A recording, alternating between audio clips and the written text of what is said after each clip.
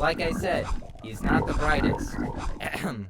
I also think that his decisions are morally bad, of course.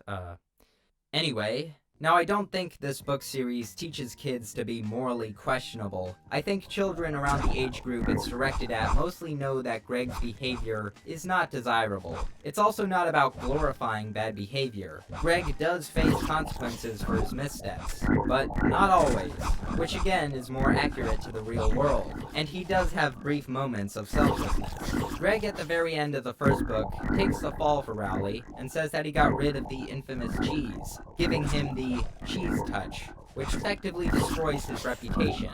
So he's not incapable of selflessness, but it takes a very long time to get to this point, and by the time of the next book, he's back to his old ways, which is appropriate.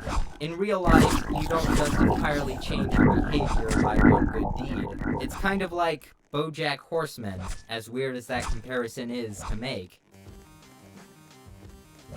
You also have to consider that while Rowley is far more innocent, he's not entirely exempt from flaws. Notably, he seems to have trouble with boundaries. However, another thing to consider is that Greg Heffley is an unreliable narrator. He could be taking these stories and exaggerating them to try and make himself look good for all we know, although he's not doing a very good job. Whether Greg is a full-on sociopath or a deeply flawed teen with misguided principles is kind of up to interpretation. So really, when I ask, how can a book series be so successful despite the main character being such an asshole, the answer is, the book series is so successful because the main character is an asshole. It's like watching a train wreck, and kids love train wrecks. It's good to acknowledge this because when you consider the qualities of the art style, the iconography that litters the pages and pops up into your mind anytime anyone mentions the Diary of a Wimpy Kid, you'll find that the writing and the art say even more things about each other.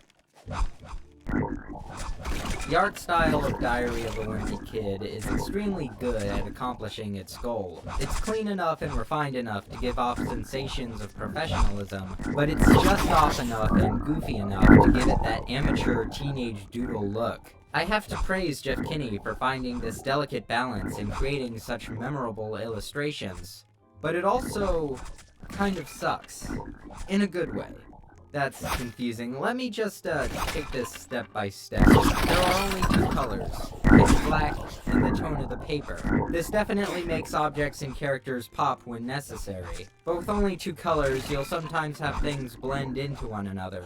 The line weight is extremely consistent for every single element of every drawing.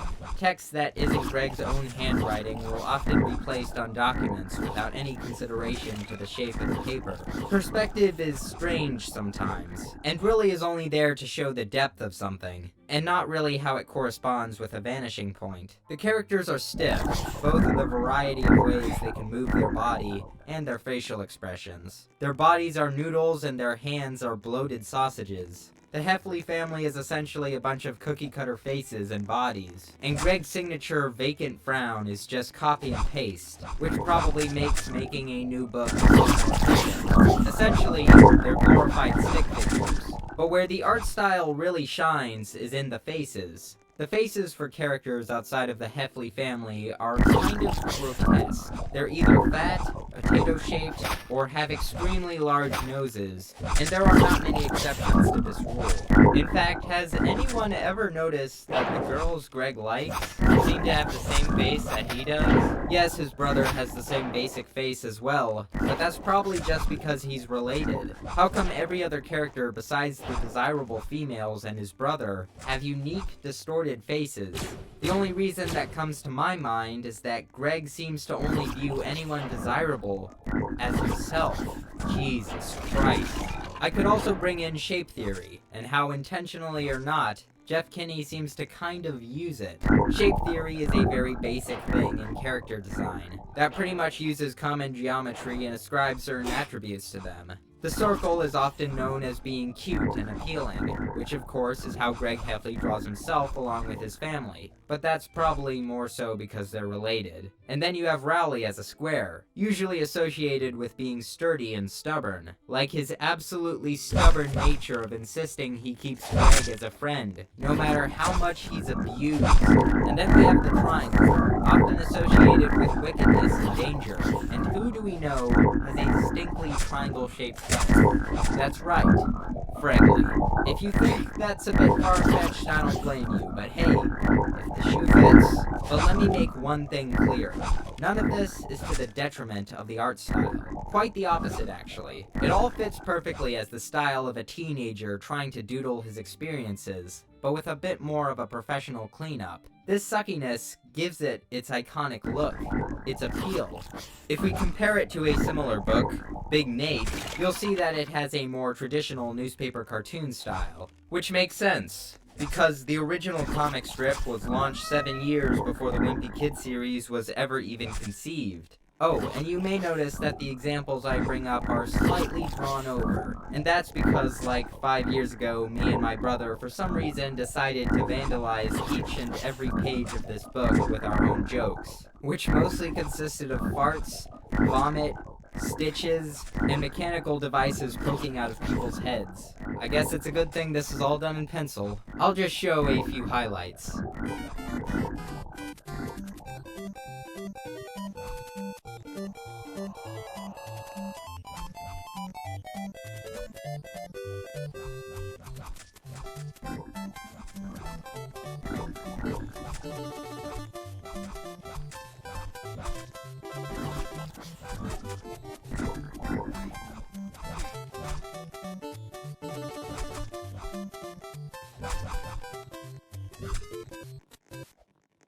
This more aesthetically pleasing style, with its dynamic line weight, the energetic poses, the cross-hatching, and attention to textures, gives off a very different mood. And this is also reflected in the writing. While Nate is mischievous, sarcastic, envious, and narcissistic, he's not, like, malicious or manipulative to the point of seriously damaging his relationships with everyone around him. This is why I think the Wimpy Kid art style is genius. Anyone can draw Greg with relative ease, and anyone can recognize that weird three-haired Charlie Brown-looking head. And, most importantly, the style does the job of getting into the main character's mind, really showing us how he views the world through his twisted lens. Now, I've only just started to catch up with the series again, and unfortunately I've noticed that the art style has seemed to decline. Now, Jeff Kinney must have had a lot of complaints about the lack of diversity in this series, because there's a lot more black people in the newer books. For some reason, these bizarre silhouettes have become more and more prominent. I get using it for large crowds, but in some of these pages, these are main characters. The excessively blacked out characters start to appear in Book 10, Old School, and by Book 12, The Getaway, they are just everywhere. I don't know if this is just out of laziness or some recent stylistic choice, but I would rather actually be able to see the characters' faces.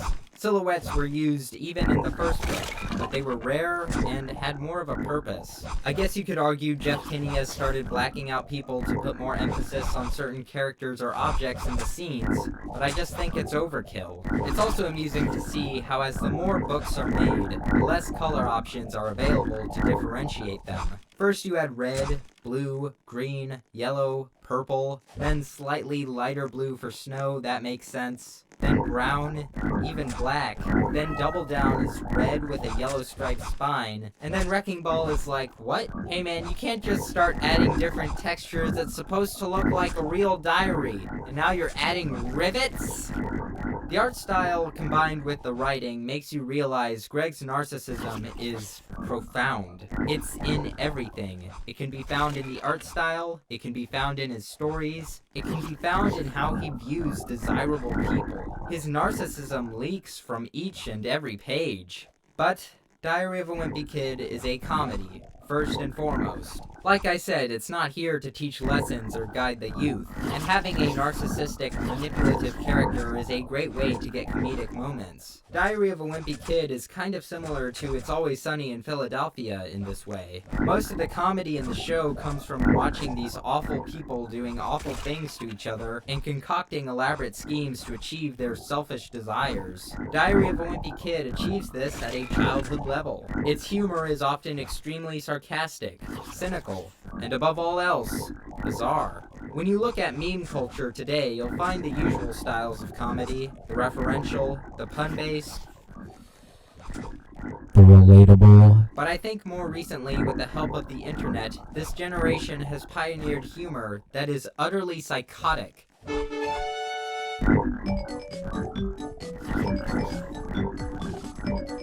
And I think our childhoods had a lot to do with it. There are many things that anyone born between 1997 or so to like 2004 will share fond memories of, simply because of our easy access to media. Nickelodeon, Cartoon Network, Disney, viral YouTube videos, weird global events. They all had an impact on probably 99% of youth at the time, and a lot of it was humor-based. If anyone who watched a single episode of iCarly or ASDF movie or Mad will know, the kind of stuff we watched was weird.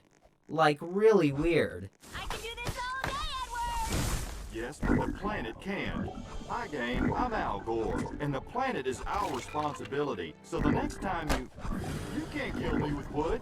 I am wood! And I think that's manifested itself in meme culture, to the point we laugh at bass-boosted microphones and the letter E. So it's no wonder older generations who didn't grow up with this weirdness are confused. My mom once glanced a look at her Facebook page and found this meme. She asked me what the hell it meant, and all I could do was stare at her blankly, because how on earth could I possibly explain why I thought this was funny? Let's take one of the most iconic stories from the first Wimpy Kid book. For some reason, there's this piece of cheese that was left outside, and no one, not even a passing janitor, bothered to clean it up, resulting in an extremely moldy piece of food, which the children in the school used to create a superstitious game called the Cheese Touch. I mean, that's pretty weird, but it's also pretty clever, setting up a somewhat plausible plot point that's paid off later in just a brilliant way. I think there's a lot of parallels between the humor of the internet and that of the Wimpy Kid books, and that's why I think the Diary of a Wimpy Kid series had, and still has, a significant impact on our generation. Of course, not solely on its own, but enough to be notable, and our generation has given back. You may have seen the Twitter accounts and posts that take illustrations from the book and make them extremely shocking and offensive. Or you may have seen those weird, strangely depressing fanfictions on places like r/loaded diaper. We're just taking the weirdness of the media we consumed to its next logical step. But are there even more secrets to be discovered? For example, in page 165 of the first book, Greg talks about a comic strip called Wacky Dog that used to be made as a humorous strip, but then it was used to handle the creator's personal business. So basically, this wacky dog does an uncharacteristic thing. And when do wacky dogs usually do uncharacteristic things? That's right, r/Doge lore. Jeff Kinney predicted the resurgence of Doge memes. Okay, but seriously, while the memes around the Wimpy Kids series are far less abundant than, say, SpongeBob and Phineas and Ferb, I think the essence of the humor is more prevalent. The basic ideas. And even if the essence isn't directly influential, it is very similar. Again, it wasn't just a singular piece of media. The Wimpy Kid series is just one actor in a joint effort to make our childhoods as weird, cynical, and nihilistic as possible. And thank God it was. I feel honored to live in the generation where humor is pushed to the point of complete insanity. The first book was released 13 years ago, and most of the kids who read it when it was first published are adults now. I know it shaped my sense of humor.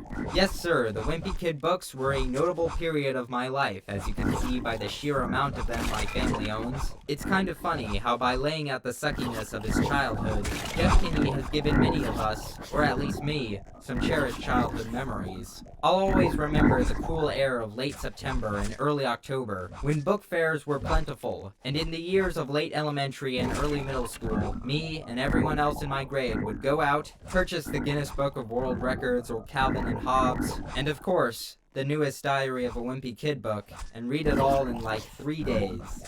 Here's to you, Greg, you hilarious cold-hearted bastard.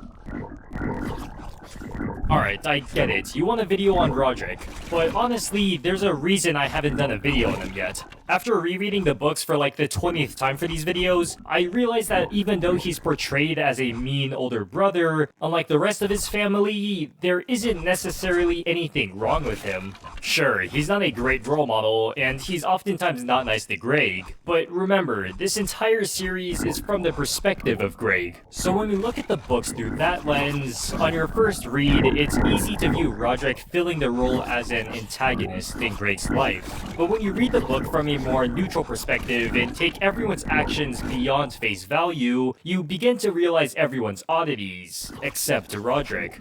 Again, I'm not saying that he's an amazing person or anything like that, but compared to the rest of his family, he's completely normal. Think back to everything Roderick has done bad, and you'll realize how bad these things really were.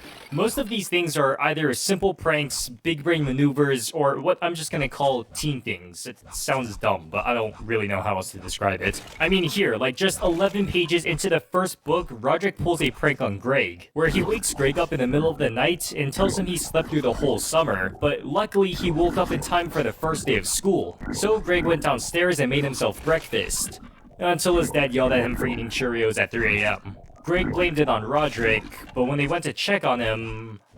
Yeah, now Frank is probably wondering what's wrong with his son and is asking himself how much he'd sell on Craigslist. To be fair though, Roderick did get dressed, change Greg's alarm, and close the blinds, but... no. Slept through the whole summer? Did he think he just went through a whole coma and then immediately started eating Cheerios? From the perspective of the reader, it may seem like Roderick is a terrible person for getting Greg in trouble, but the way I see it, all he really did was pull a harmless prank, and honestly, if you're falling for this, it's on you, bruh. And essentially, this is all Roderick really does. It's dumb, but for the most part, it's harmless fun. Greg will break his best friend's arm and try to get hose from it, and Roderick will put fake throw up on cars and be treated like a menace to society. And now I would like to introduce what I like to call big brain maneuvers. Now, some people may just call these things lazy, but that's simply because we aren't as big brain as Roderick. Like Roderick's strategy of lowering people's expectations so low, you can basically impress people by doing nothing. He watched TV all day, and within the 8 hours, all he presumably did was move his underwear off the table. And look at his dad. I honestly don't think I've ever seen Frank so happy. He looks happier here than when Greg won a trophy for his swim team. And with his enormous brain, moving his underwear is essentially the most effort he ever has to put in. Greg and Roderick have to do the dishes together, but Roderick never does them because he's apparently on a schedule and has to go to the bathroom every time the dishes need to be done. Is he obviously lying? Yes. But what do his parents do about it? Nothing. I mean, come on, are you really gonna sit there and tell me if you could make your sibling do the dishes while you go to the bathroom without consequence, you wouldn't do it? Exactly. And if you're an only child, then, I don't know, just imagine it or something, I guess. In fact, not only does he not have to do anything around the house, he doesn't even have to do his own essays. Instead of doing his own work, he asks his dad dumb questions every 10 minutes for a couple of hours, trying to get his dad to do his essay for him. But first, come on, where's the space bar? There's no way Frank actually believes Roderick. Frank didn't just help Roderick with his essay, he did the entire thing for him, and got him an A. Like, what? I'd seriously be scared to ask my dad a question like that, let alone every 10 minutes. I'd be sleeping outside that night for something like that. This video isn't even Roderick anymore, let's just make this part 2 to these videos. No, but in all seriousness, Roderick is still a teen. His parents could just tell Roderick, no, do the dishes before you go to the restroom, or do your own essays. But no, I mean, if you're raised with parents who do stuff like this your whole life, then it's hard to blame Roderick. It's not like he enabled himself. Sure, Roderick gets a tattoo, but what do his parents do about it? Again, nothing. If his parents aren't gonna say anything about it, then why stop? Now, the rest of the things I'm gonna bring up that make him bad are just stereotypical stuff teenagers do. And no, this doesn't mean that most teens are even like this, it's just how the book portrays them. But anyways, it's not like any of these things are really terrible. Like how he got in trouble because Manny brought one of Roderick's heavy metal magazines to show and tell, which I promise Manny did this on purpose. But the magazine had an image of a woman in a bikini, and even Greg said that there wasn't much they get worked up over, but Susan got upset over it anyways. But seriously, was this bad? It's not like this was even a Sports Illustrated mag or anything, or anything like that. Another big thing people will point out is the party Roderick threw while his parents were gone. Not something you'd want to tell the other moms at your mommy and meet, but if you read the book, then it really wasn't that bad. I mean, it literally lasted 3 pages. He did lock Greg in a basement during the party, but honestly, I'd say good on Roderick for not letting a middle schooler into a party full of seniors. Since he was in the basement the entire time, he didn't really get to see what really happened. But if we look to the movies where Greg actually got out, it really wasn't bad. All they really did was drink coke and form a conga with Rally. Probably because it was a kids movie, but there's no way I know what high school parties are like anyways, considering the only parties I went to were PS4 parties, which I don't even regret. I had a blast on Overwatch and Black Ops 3. Yeah, the party led to the door getting vandalized, but he replaced the entire thing anyways, so